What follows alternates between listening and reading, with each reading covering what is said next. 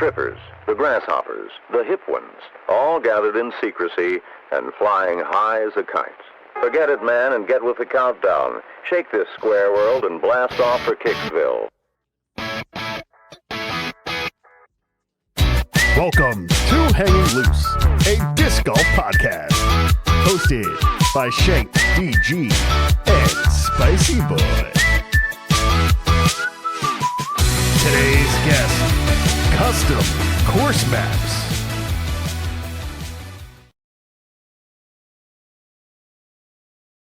This podcast. My name is ShankedDG.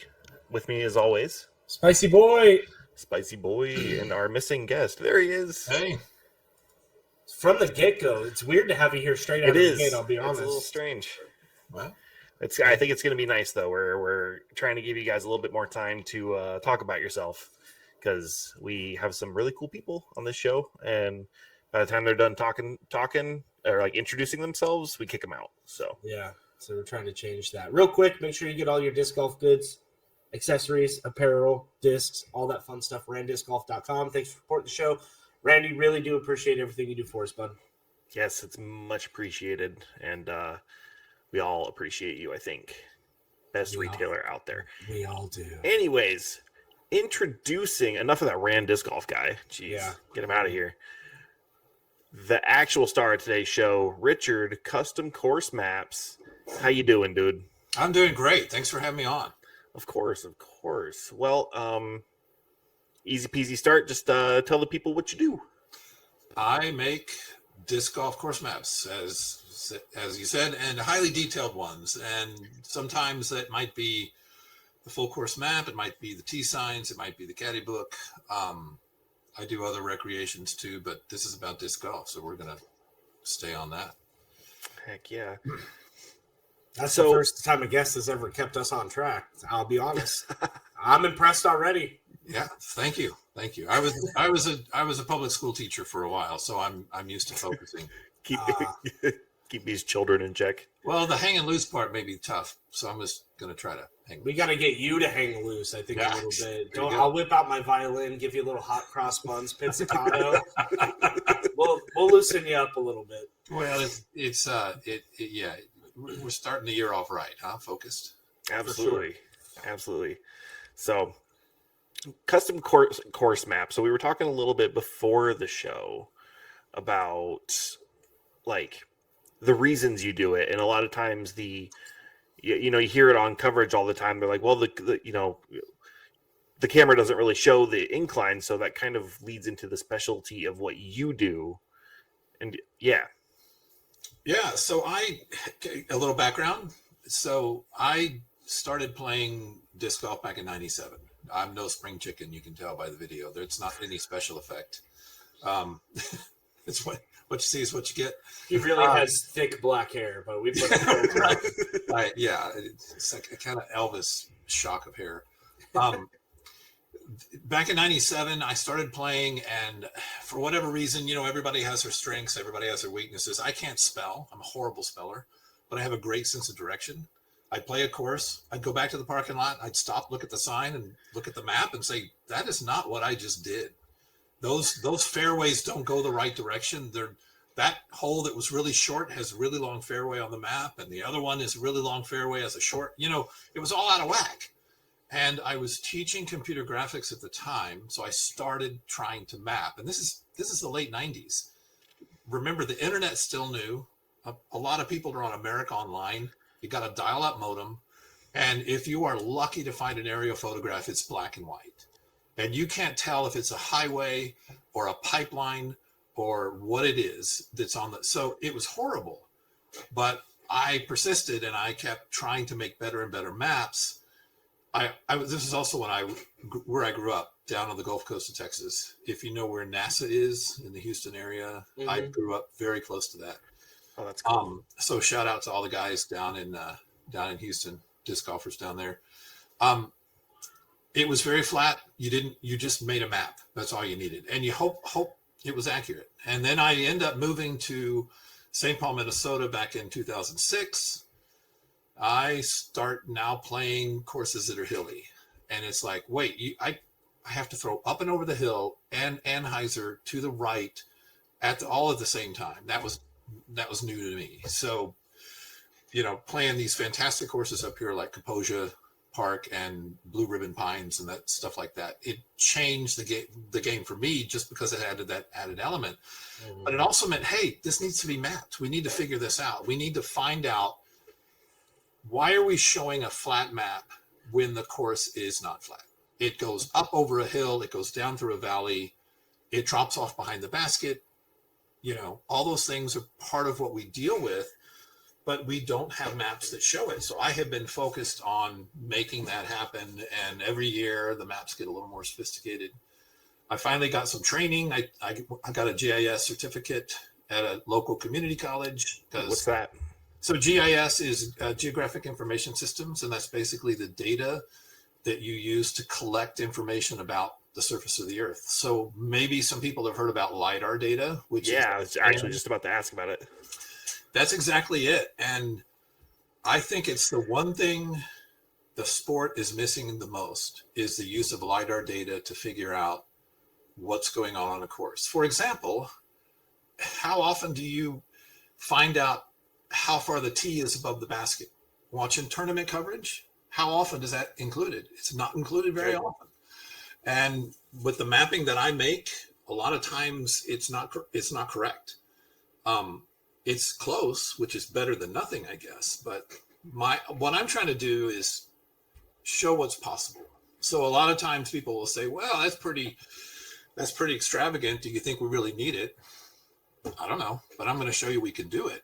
Mm-hmm. Yeah, absolutely. And I think, if people want the sport to be as big as it is, we're going to need to get to that level of we were joking before the show about a piece of cardboard stapled to a tree and someone sharpied the shape of the fairway.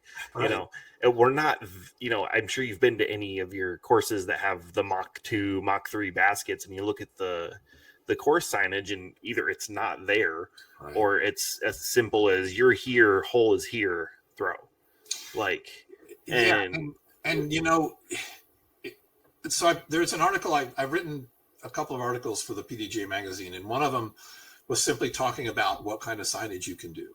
And having something is better than nothing. I mean, telling someone that they've actually walked up to hole 4 UDisc has changed that a lot because UDisc will navigate for you. Yeah. But one thing UDisc won't do is it won't tell you how to play the hole. It won't show you that at 300 feet off the tee, you need to be sitting in this spot so you can turn the corner around that giant oak tree. And I still think, you're talking about UDisc navigating for you. I still think it's whenever I go to a course and there's arrows in the basket that point you to at a tournament, and then they spray paint the arrow towards the next tee pad. Mm-hmm. It's so helpful because if those aren't there and I'm looking at UDisc, yes, it's going to navigate for me, but I'm going to spin probably 720 degrees before I figure out which way my little arrow on my phone is pointing. I'm standing next to the basket looking like a dum-dum. And physical signage is still very useful to our monkey brains. It completely is. And we were also chatting beforehand too. If you take it from the basic level of the beginner trying to figure out how to get around a course, all the way up to the pros. And pros don't use caddy books. They just go memorize a course. Yeah. How many shots is that? And how much repetitive stress injury could we avoid if you could convince a pro to take a chart and throw that drive 3 times instead of 10 times? Now, part of the allure of this sport is watching plastic fly. So I think it would be really hard to say that a pro needs to go out there and have the capability of throwing as far as they do and not just want to watch the drive go, and you get with a partner, a buddy, and you want to throw it because you want to outdo their throw. And all of a sudden your practice becomes a small competition. You probably have a hard time reining yourself in. So I'm not sure the T sign really, makes that big of an impact, but it certainly could help not only, so for example, filming. Spicy, you were talking about being on the catch cam and being in the right place and all that sort of stuff. If you had sometimes, yeah. Well, if you had a detailed chart and you see where the area is that's 350 to 400 feet off the tee, And then you see, oh yeah, there's this group of trees, and you do it before you even walk out. So you catch the best shot first instead of the best shot after the fifth player has come through. For sure. Because you already knew what was going to happen. For sure. I think so. At least out here on these courses, because Vista and Fountain, they're all, they're very wide open. So one player is going to throw a hyzer and the other player is going to throw a 600-foot roller. Right. And so that's kind of where I have to just kind of decide on the spot, where should I be? Because AB is going to throw one behind me like he always does. And then everyone else is going to come up 200 feet short of where I'm standing. So I think a chart would be great, especially like you could even extend it to like a media chart specifically, kind of like you were saying, of here's catch cam for hole 1 needs to be here. Instead of us having to go out before the tournament or whatever event to walk the course ourselves, because like we know where we're going to throw, but I don't know what AB is going to feel like that day. So it would be nice to have that, I think. I made maps for the course that I learned to play on down in Texas for the park department to know where to mow, because they had this policy where they would always mow next to the road that went through the park. So when people drove through the park looked good. And I said, why don't you mow it for the people that actually get out of the car and use the park? And they said, well, what do you need? And so one of the first maps I did was just, here, hand this to the guy on the mower, and he knows to drive from that pavilion to that baseball backstop, and then everything to the left, that sort of thing. Because I didn't tell him mow the fairway. I just said mow this area because this is more important than this area over here that no one uses, Right. So, yeah, they're very useful. That's something we run into a lot at my home course, Los Olivos. I was telling you, half of our signs are sun faded. The glass, the plexiglass is cracked, and everything. We have the park we play at is split into 2 sections. There's this side and this side. This side is all 9 holes of the course, and this side is a giant, empty, well lit, never used field. And somehow every football team in Phoenix, there's a rugby team, there's Little League, there's field hockey. They only set up in the middle of this field. And I wish we had something to be like, right, over there is perfect for y'all, And they're so stubborn because they're like, it's a park, it's for everyone. You're like, yeah, the whole park is for everyone. One of the things I wrote in that article was about how, let's traditional golf. We're going to make a golf course. What's the first thing we do? We hire a landscape architect and a golf course design company, and the first thing they're going to do is say, we like these trees, we don't like these trees, and they're going to come in with a backhoe and a bulldozer, and they're going to completely reshape the terrain. Mm-hmm. No one walks on a golf course by accident. But disc golf is all about, look what we found in the woods, look at this cool shot, and it so blends in, which is a beautiful thing about the sport. Mm-hmm. We're not throwing down a bunch of chemicals to fertilize the grass. That means everyone walks on a disc course on accident. Yeah. And part of having a map is ownership. In other words, you're staking a claim. You're saying, this is the part, we know enough about our sport to know this is the part we want to control. It doesn't say we don't want to share it. It just says we want everyone else to know what's going on so they don't get hurt. Yeah. That's the bottom line. Absolutely. Yeah, no, there's a course near me. It's like my new local pitch and putt, where if I want to go play around in under an hour, I go there. But it connects a main road. It's between a main road and the high school. So if you try to play anytime between 2:30 and 5, there's just constantly people cutting across the park to getting in the way. And we call them zombies. Yeah. How would you mark more of the course to make it clear that this is a used field? It's not so much space. Yeah. Because outside of the baskets and tee pads, the empty fairways between don't really scream equipment. I love that. I like that he had it loaded and ready to go. Right. He's like, if I'm going to be on a podcast with a couple of them, I better have this right by my desk. There's an old like telegraph warning sign that says like there's a buried telephone cable, and they were always bright yellow or orange, and they had caution on top. So I imitated that, but I made it as a joke because I wanted to make some small ones that you could give away to like the worst person in league. Yeah. Because like a bag tag with that on it would be perfect. Right. But every time, how often you see a group of 5 and you know they're beginners because they don't stay behind the other throw? Like there's you're just running up ahead while the other guy's throwing. Mm-hmm. But I changed, so I just sent a bunch of these to a local course, but instead of the guy hitting, doesn't say lousy, obviously. Instead, it's the same 2 figures, but the other figure is walking down the sidewalk. And one of the things I don't like about the normal caution signs is they put a basket up and they say caution flying discs. Well, if you don't know what the basket is, that sign doesn't mean anything. Yeah. Right. But if you see a person is near the basket and a person gets hit in the head, you're going to make sure that if you see a basket, you're going to either get away from it or you're going to look around to make sure stay aware. But there's a serious one. I set that one up one time at a fly mart, just so people would come up and take a picture of it, and then I could talk to them about maps. But that was the joke one. But that's the idea. You got to have more signs up that just show that there's a perimeter. And I have to imagine it'll be different with every course, but like choosing the distance between, like, don't put it right next to the basket because then they have to stand next to the basket to read it. But then don't have it so far enough that they're not going to know what the hell you're talking about. Yeah. So it's even, especially on courses like, we don't get a lot of walkers at Fountain Hills. Like there's sidewalks, of course, but because they're going to be up by the street, kind of. Yeah, they're off out of the way 99% of the time. But like if you had an open course, I feel like,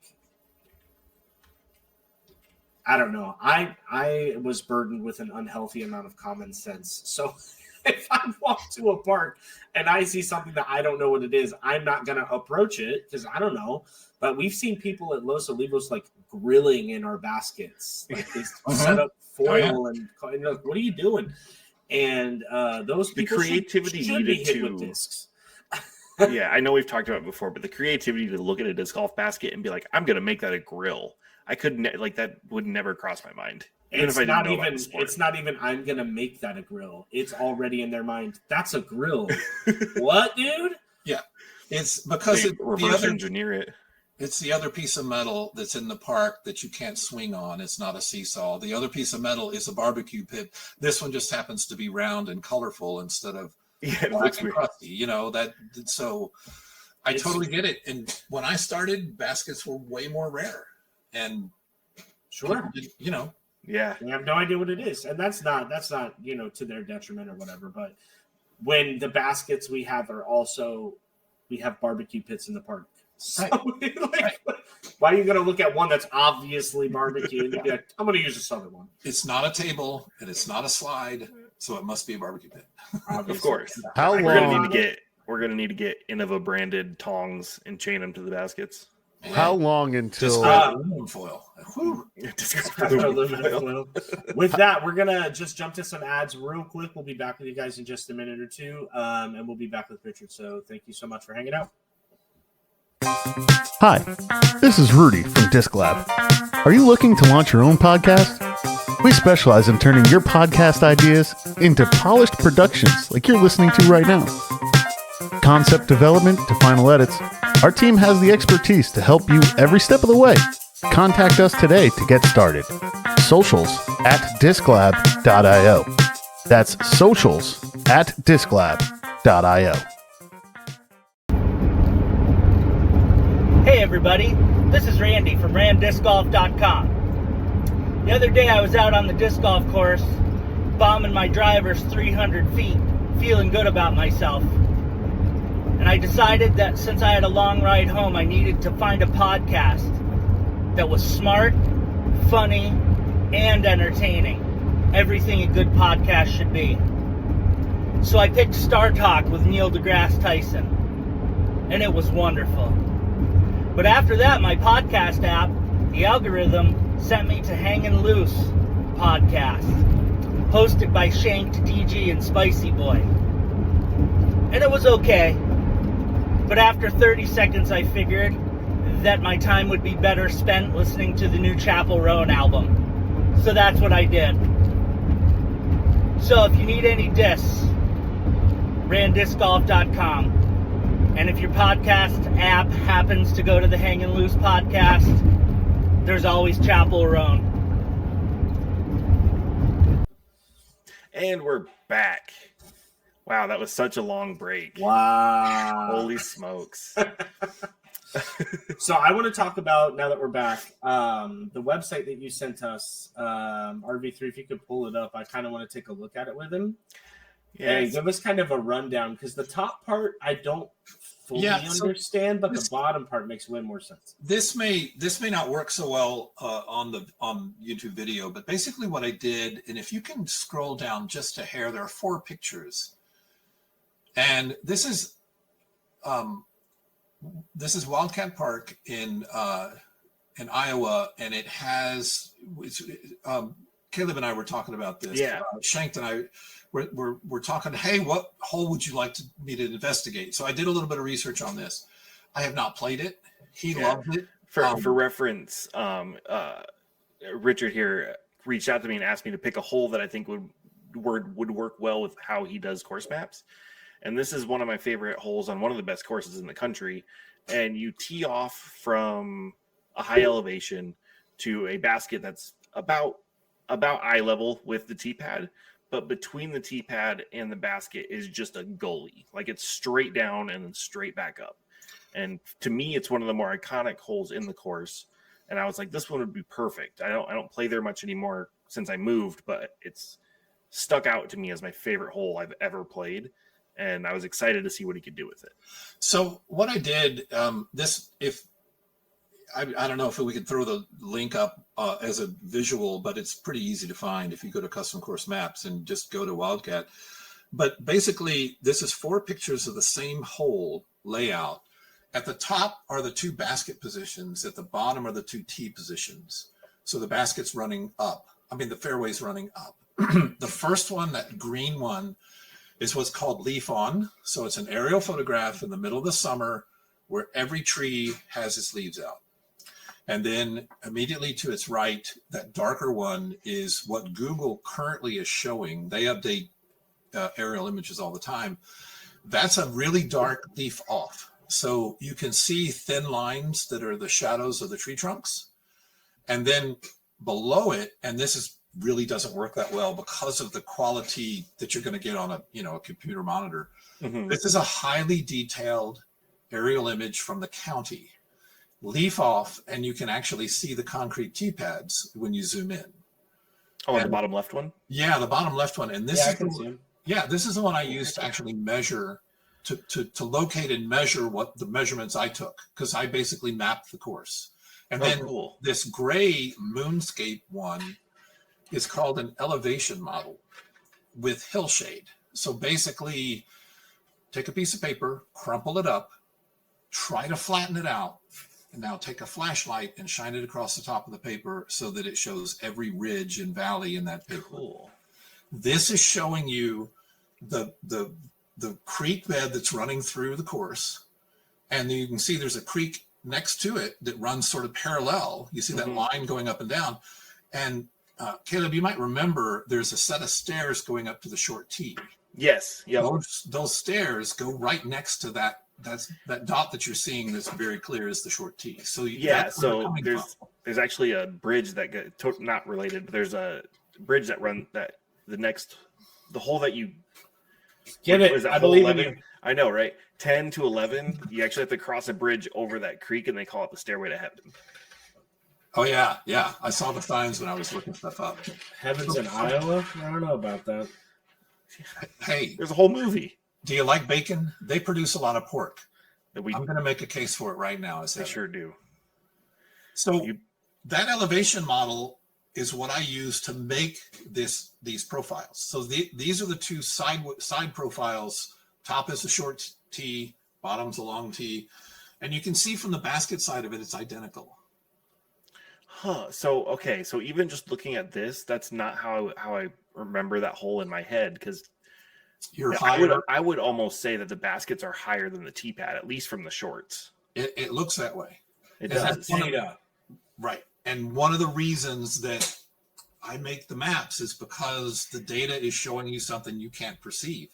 And if you go there in the winter, the terrain looks different with no leaves on because it's brighter. But you go in the summer and everything's shady because it's very, very wooded. Now you think, wait, am I throwing level? Am I throwing uphill? This is what you're throwing. It's actually a little down. Yeah, there are plenty of fairways I've seen, especially like in Oregon, when sometimes the slope is really subtle and the fairway looks like it's falling down in front of you and it's actually rising. And you see the first round of competition and everyone is throwing short because they're fooled by it too. They think they're throwing down and they're throwing up. It had the way the trees are, lined up, whatever it is, there's an optical illusion. And I see those mistakes a lot, especially first round, and then second round, they've all corrected it because once they walk down the fairway, they're remembering, oh yeah, look at this, it goes up here. So yeah. My first question there is, so when you do see T signs that have elevation on them, do you ever see mistakes like of that degree where like they say that it's a positive elevation, but it's actually negative just because the person who did the T sign is kind of eyeballing it?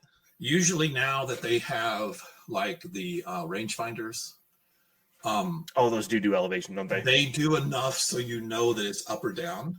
Okay. But it doesn't mean it's right.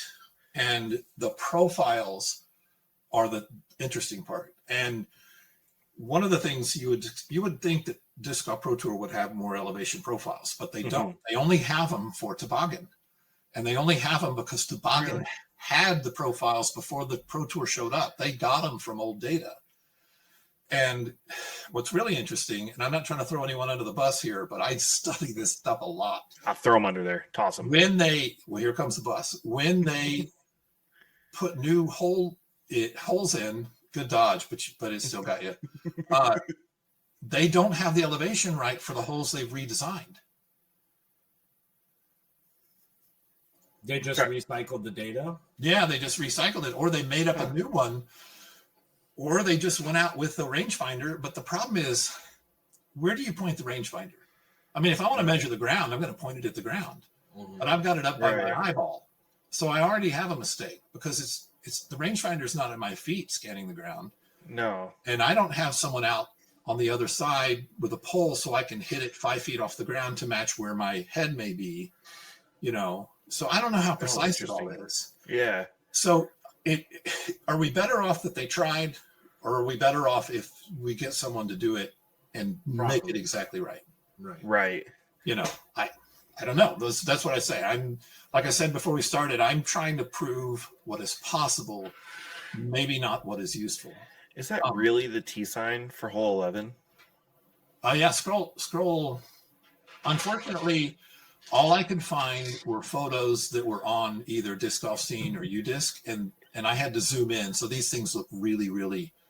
But the reason I did this is there's the comparison at the bottom of what they show as and it's pretty close. The short one is really close. I was gonna say I don't remember there being an elevation profile on there, but that's cool. The signs, overview doesn't doesn't show that hole off at all. No, and that's one of the things that I think could be a huge improvement. The other thing that I don't do on my maps is I don't isolate the hole. This is like a golf course because it's very rare when you're on a golf course that you actually see another hole. You're never trying to figure out which pin am I shooting for. Usually it's so this kind of idea of isolating the fairway is great when it's golf. But for disc golf, how many times do you go out and you see 3 baskets? Yeah. No. So on my signs, I'll put the other baskets on there so you know which ones not to throw to. Yeah. No, that's really cool. I'll have to there's a link for a flyover on that video, on that hole. I'll try to remember to splice it into the into the video here, but I think what you did there is actually captures the elevation. What'd you call it? The moonscape. Yeah, that's Image? actually in all of these. It's not gray. I color it, and then I use it also to make the contour lines.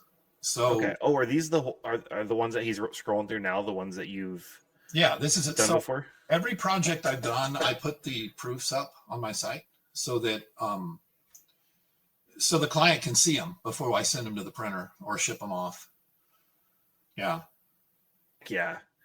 No, I think that's really good. Sorry, it's a little small on the screen. I'm trying to find. Click on one of them and it should go to a bigger. Just click on any sign and it should go to a bigger view. There Oh we yeah, go. that's actually the one I have. I have that sign right here with me because I always make Nice. samples. I don't believe you. Show me. All right, hang on. He said, "Hold on." It's underneath the other. Whoop. Okay, so you've actually got like No. the Sorry, topography. go to 18. Go back up, Caleb. Go to 18. That's what I have. They've got the Okay. Real, actual sign. Yeah. So if that doesn't. Yeah. That was going to be my next question: is how do you? So with so much data, how do you print the signs? So you just screen print it on like aluminum? Yeah. So those are. This is a local company that does most of the signs for the highway department. So they have some really, and plus we have 3M up here. They have this really great film that's matte, so it's not shiny. I don't even know if I could show that. So if I hold like this, like you can see all the shine on that. Yeah. aluminum.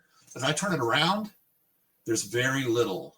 I mean, there's some big glare right there, but, Right, but when still, you're out in the sunlight, you know, you it's don't want to have to like, Yeah. cup your face over the piece sign because you can't see it. And so it's not glossy on purpose. That's a piece of vinyl, printed on vinyl, just like you do a car wrap. And then it's put on. That sign I held up is a speed limit sign. So it's a standard blank with rounded corners. And so that's like the basic. And that's 12 by 18. That's a pretty huge sign. So if you say you're someone watching this that is a course designer, and I know we have at least a couple of those, what does this level of detail run somebody?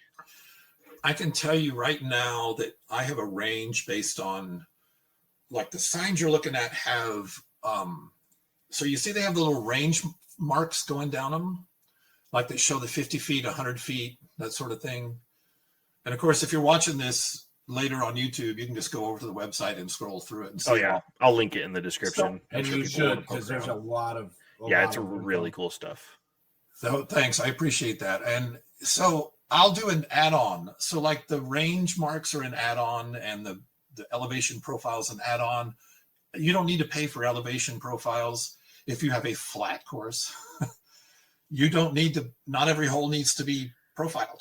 No, So absolutely. it's like a la carte, but the basic sign for graphics, because there's a lot of detail here, might be $60 to $70 a sign. And That doesn't sound outrageous. no, it's not too bad. I mean, And especially if you're fundraising or you've gotten grants from the city to help. Because I mean, what is the 60 times 18? You're looking at like $1,000. right, but Like, if I charge like $20 to put a profile on there, I'll charge $10 to put the range on there, because that's just extra time that it takes to put that detail on. Top end, these signs right here we're looking at might be $120 because it's got 2 T's and a basket. It's just got extra detail.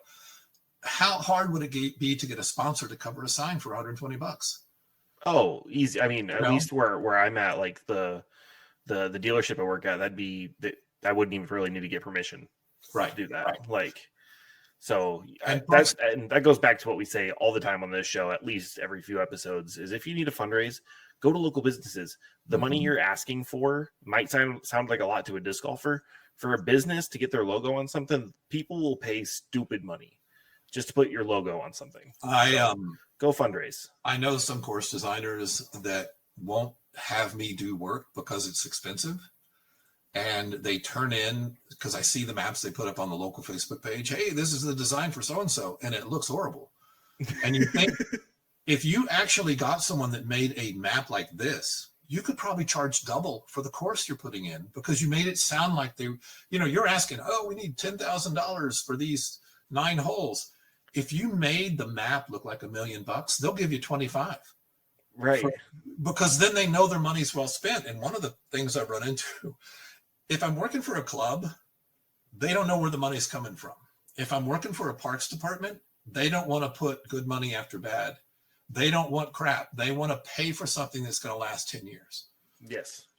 So it's a game you have to play. You kind of have to know whose budget it is and where they're coming from.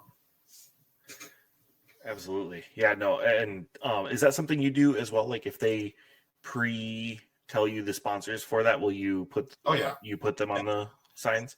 I always wondered how they did that. I guess that makes sense. For me, it's all graphics.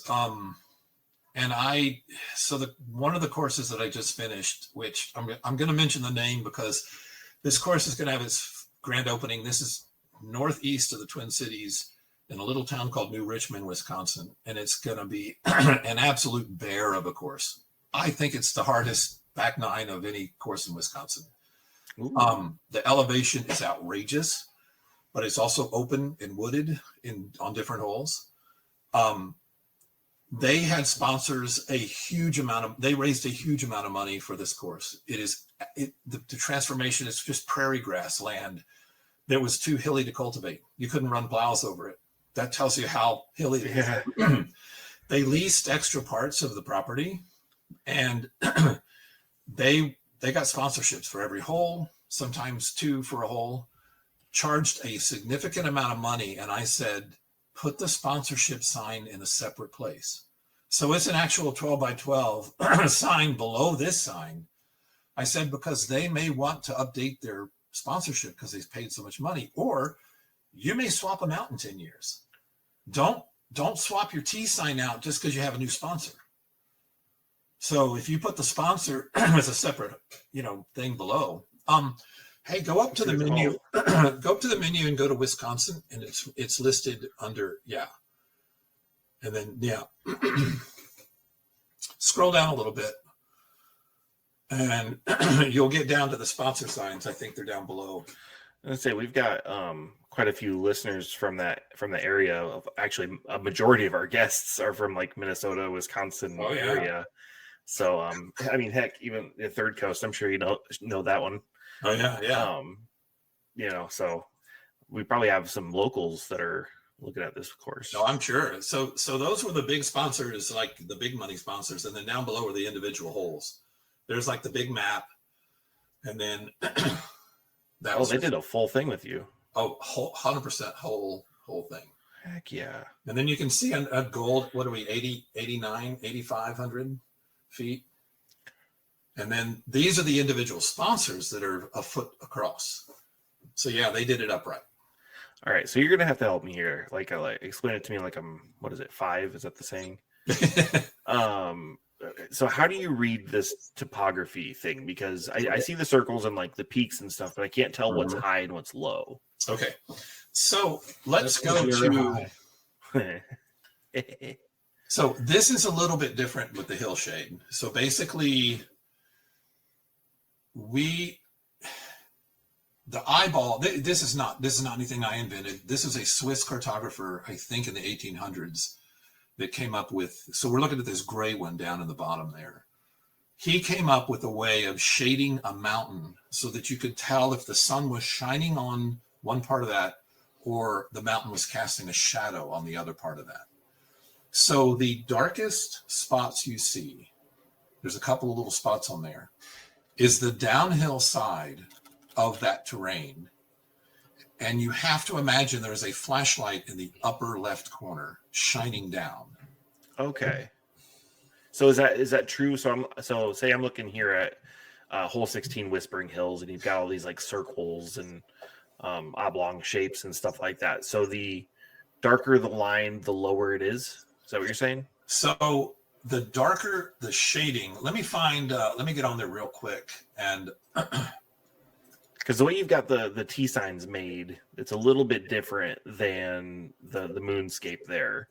when you've got your traditional like topography lines. I'm not Topo lines, just like if you're climbing a mountain trail. Yeah, I was just curious, like to see like so on Go hole to- 16. There's right next to the tee pad. There's a circle there. I'm wondering if that's down or up. That's up. That's up. It Is there a way to really- tell that, or is that just kind of a Yeah, eyeball thing? It's really, really subtle. So you can see, you're looking at if you look at the elevation profile of 16, you can see that it climbs a hill. Yes. Okay. So there are three things happening with the elevation. There's the hillshade that I showed you. That's that gray thing that shows like you're shining a flashlight across it. There's a thing called, sorry, this is so inside baseball, but it's called a pseudo-color ramp. So a pseudo-color ramp, when you look at a topographic map of like an atlas of the world, they usually put lower elevations with a dark green color. Yeah, and then higher is red. And then as you go up, it goes yellow, and then it goes red. That's like the Rocky Mountain. And then it goes white because usually the top of the mountain has a snow cap. Mm-hmm. I'm only using between the green and the yellow because we're not doing mountains here. We're looking at 20, 30 feet. So at 16, at the very top of the T sign, that area is whitish because it's the highest, and you can see that corresponds to the elevation profile. Okay, and then the squiggle lines are like slopes then? Yeah, those are like the direction it slopes. Right. So the line itself, if you're on that line is the same elevation.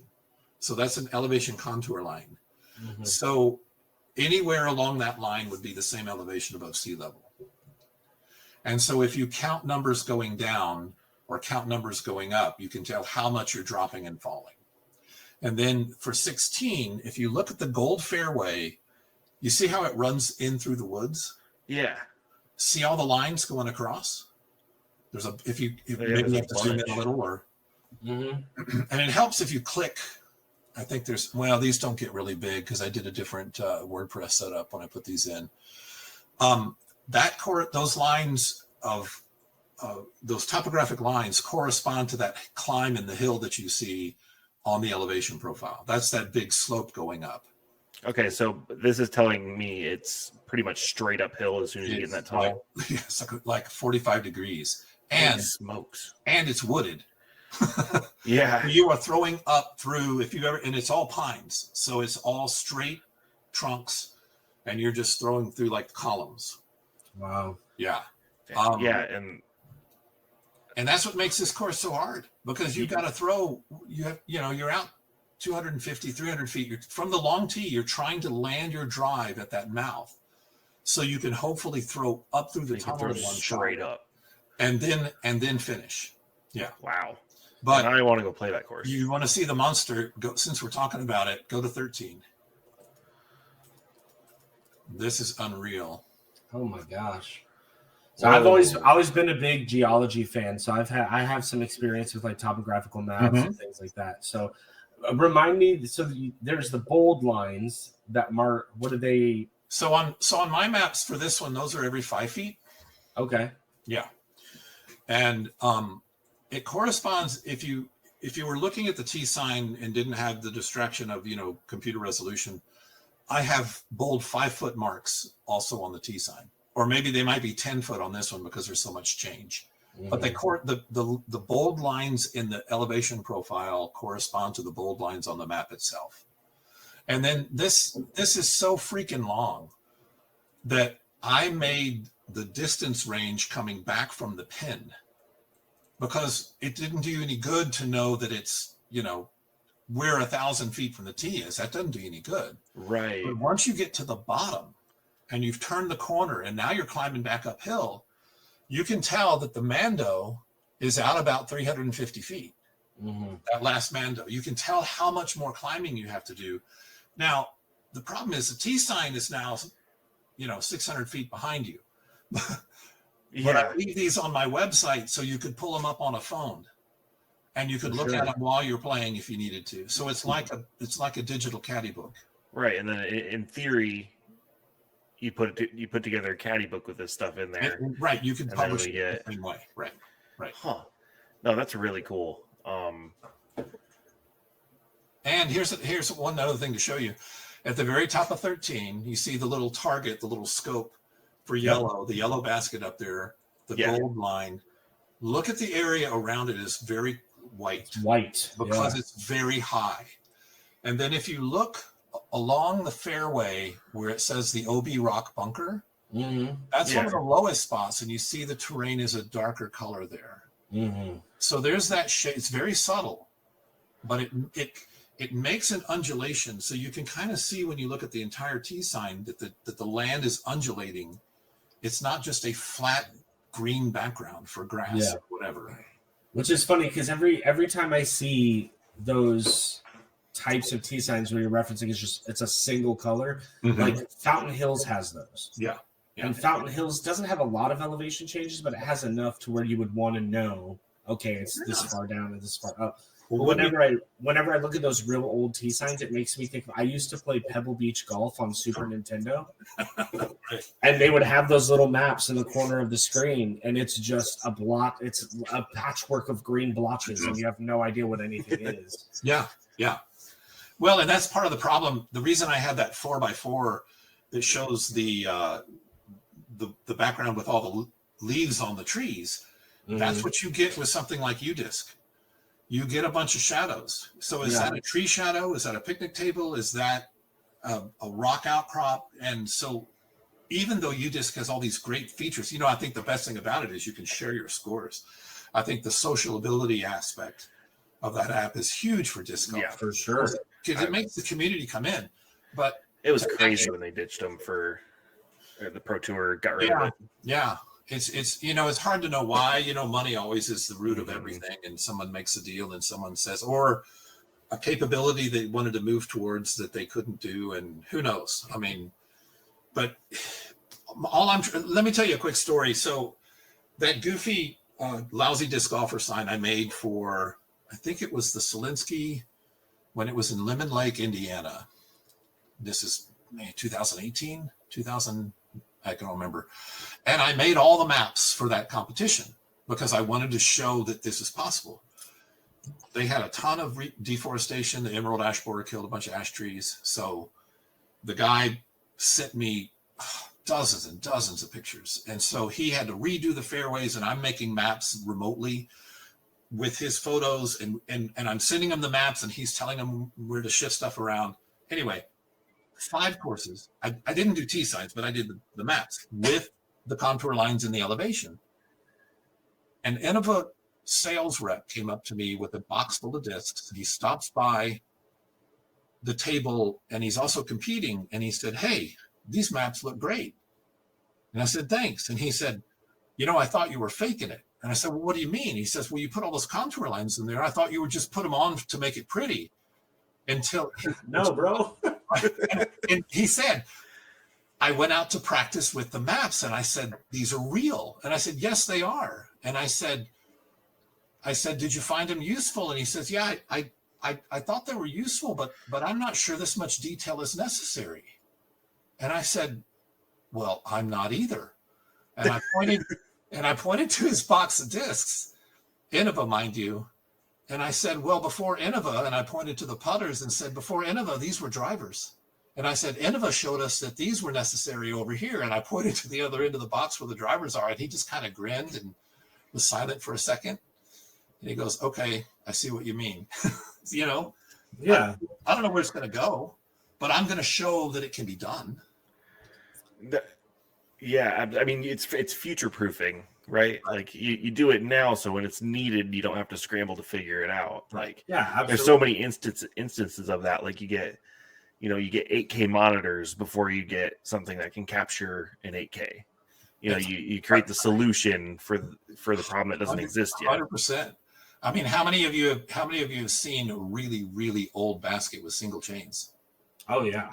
Or that really shallow basket, where the disc is just going to go in and go right back out again. Yeah, that's because I'm a terrible putter, but I've been thinking about something since we pulled up your website and I actually started looking at this. And this is just an idea. I do this to Shanked all the time.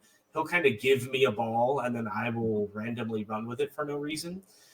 And I thought a really cool idea, and I was curious to get your opinion on it, would be to make commemorative T signs. So if I ace a hole, I could be like, hey, this is the hole, this is the map. Could you make me like a commemorative T sign I could frame or put in my house to be like, this was my 50th ace or whatever? Right. I've already thought of it. I haven't figured out how to make it happen, but I'm glad you brought it up because I wasn't thinking about it just now. So Kaposia Park, I did the T signs for in 2014. We had Am Worlds in town, and I did them for free. I didn't make the signs. I just did the graphics, and they paid to have them put in. They got a really high-end sign company to put them in, and it's 10 years and they're still in. They still look brand new, so it was worth the investment. But I put them in, and the first thing I thought of is for every short hole I should make extras and stick them in the pro shop so that when people ace them, they can come to the pro shop and buy one of the signs and have someone sign it. And I haven't done it yet. And part of my problem with making this, getting this sort of company off the ground is I'm only making income once when I put these signs in the ground. Sure. I should be selling these maps for your man cave or whatever. Or Exactly. Well, here's what.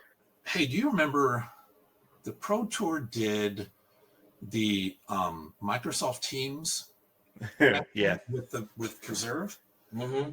Well, that was the first time I actually ever got someone from the Pro Tour to respond to something. Because, you email them, you never hear from them. Yeah, sure. You Instagram, and you have no idea if the algorithm even coughed up your small little world of posting. So not only, Jeff Spring responded as well, and he said, hey, contact our graphics guy with an email. So I did. Sure. And the graphics guy says, hey, this is great. I'll keep your number if we need your help. That's as far as it went. And that's fine. Yeah. They're going to do what they need to do. Sure. But at the same time, the Brixton card guy was there, and he, they're doing all of the different players. And I said, why don't you do the hardest holes?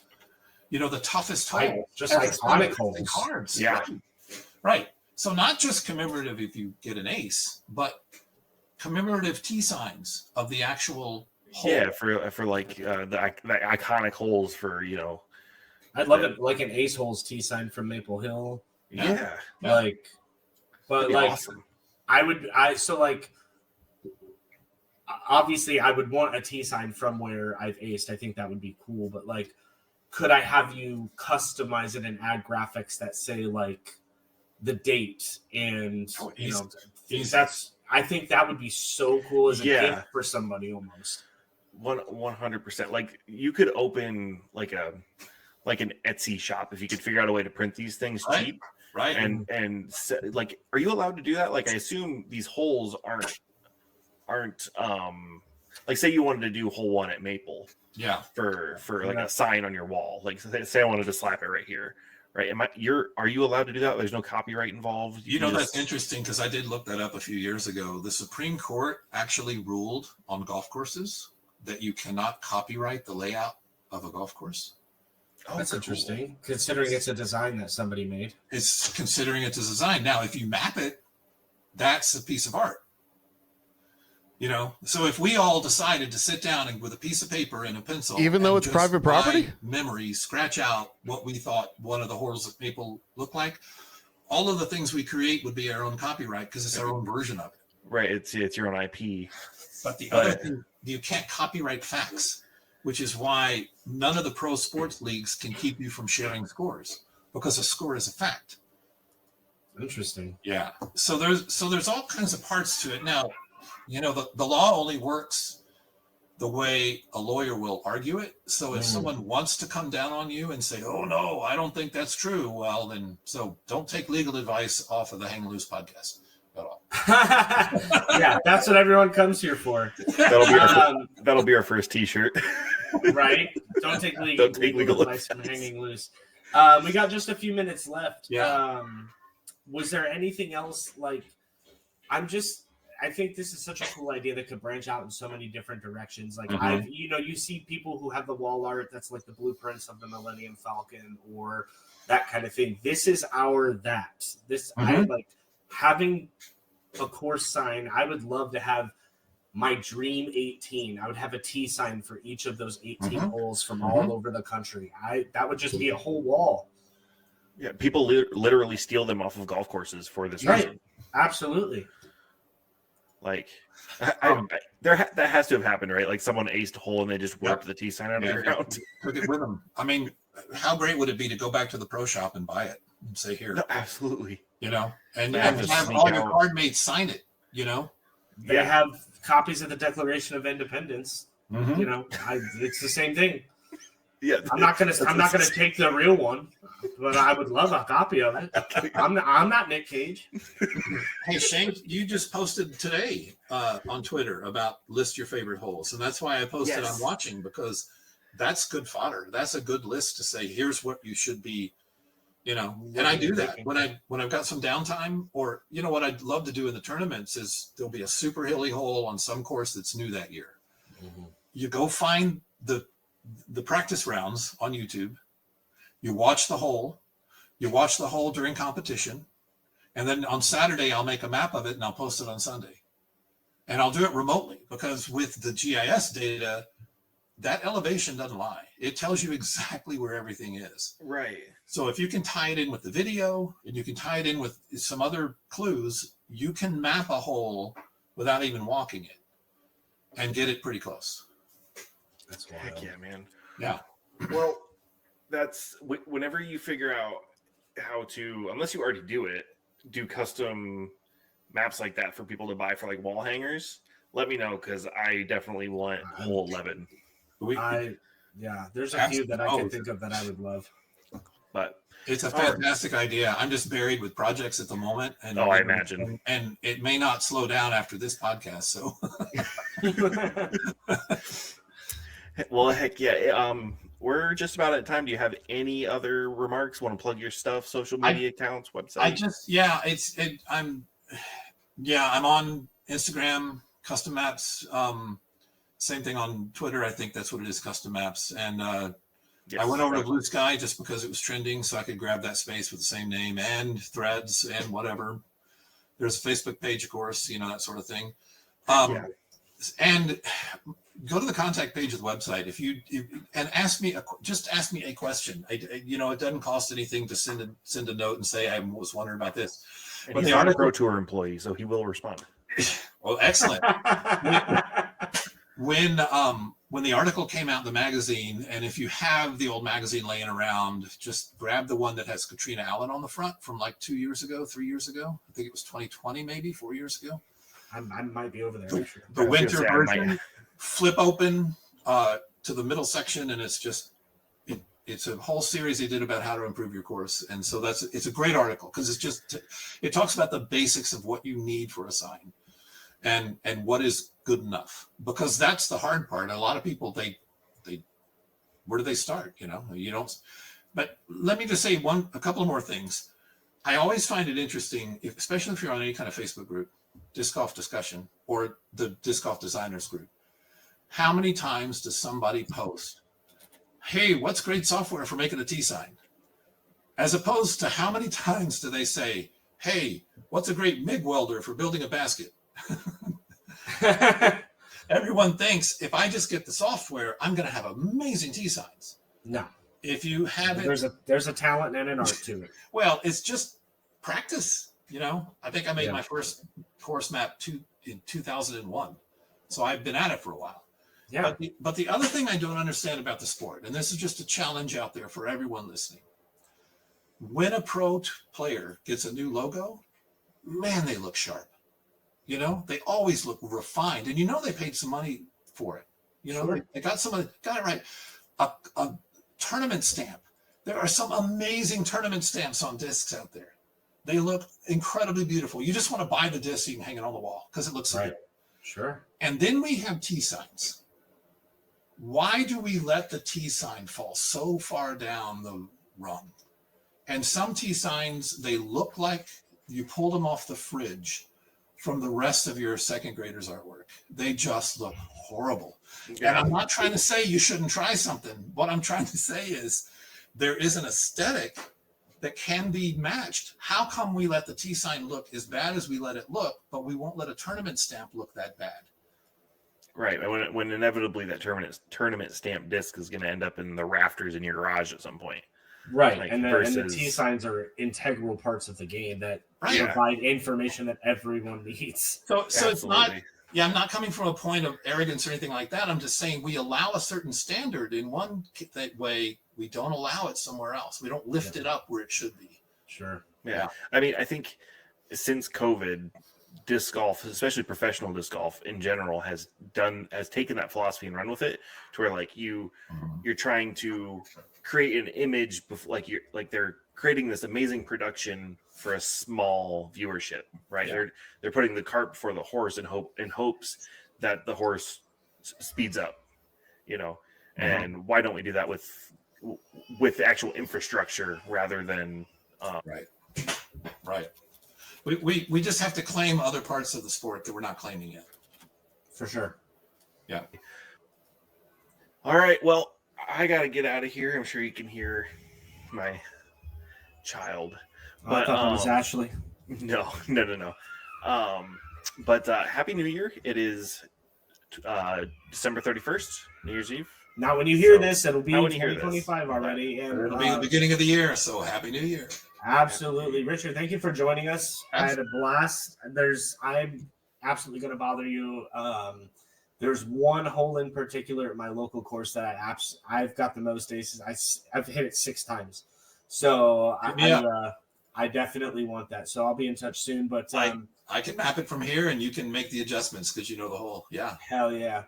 All right. But you be safe. We'll have you back on again soon. And thanks for hanging out. Do you want to send us out with a scream? That's our tradition. I knew that, and I was ready. It's a sound.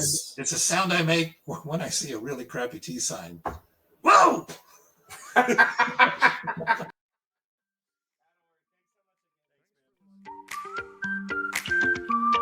Thanks for listening to Hanging Loose, a disc golf podcast. We'll be back again next week. Until then, hang loose.